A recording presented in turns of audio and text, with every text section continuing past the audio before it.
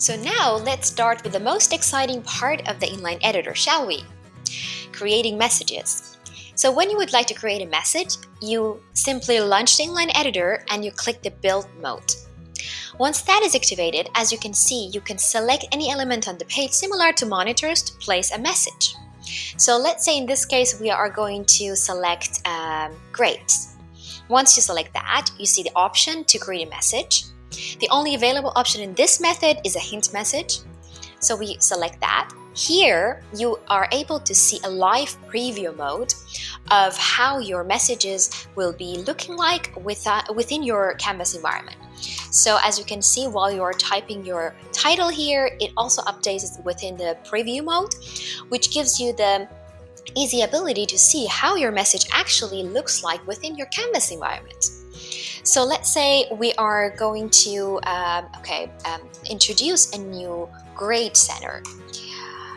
And once you choose the headline, now you can enter the message content. Again, as you're typing, you can see it being updated.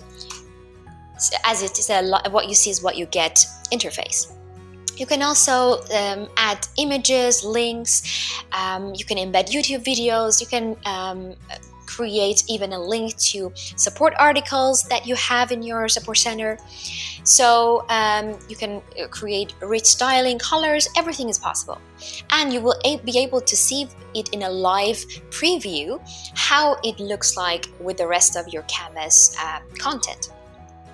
What is also interesting is that you can select the size of your message and it will be updated right on the spot.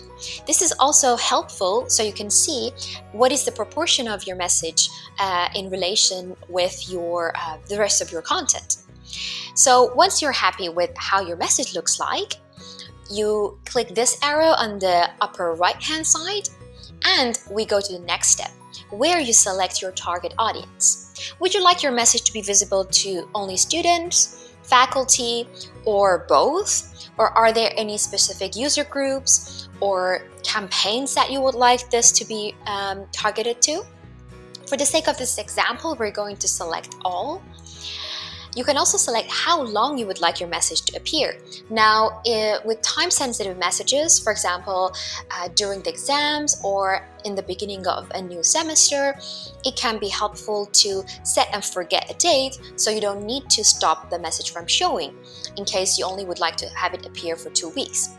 So you can select the start date and the end date, and that way your message will be only visible for that time. Now, if you don't select any date, your message will run indefinitely until you stop it. The next step is choosing when this message should appear. With hint messages, which is this type of message, you have two options. You can either select it to be shown when the user interacts with the element, in this case hovering over it, and the other option is whether it is triggered when simply the page loads. So for less obvious elements on the page, we usually recommend to have it appearing nonetheless. But if it's quite visible element and you would like it to just give this little nudge when the user points over it, that is also an option. So let's select the interaction method for now. You can also choose whether you would like this to appear on every page or only on this page in particular, which is the overview of assignments page. So what does it mean? If you select it to appearing in every page, it means that for your other courses, but also all the other pages where you have this menu item on the left side with the grades on it, this message will show. Now, you might want that, and you might also want to make it page specific. So in that case, you can select this option like this. So the last option that you can choose is whether you would like to collect user feedback.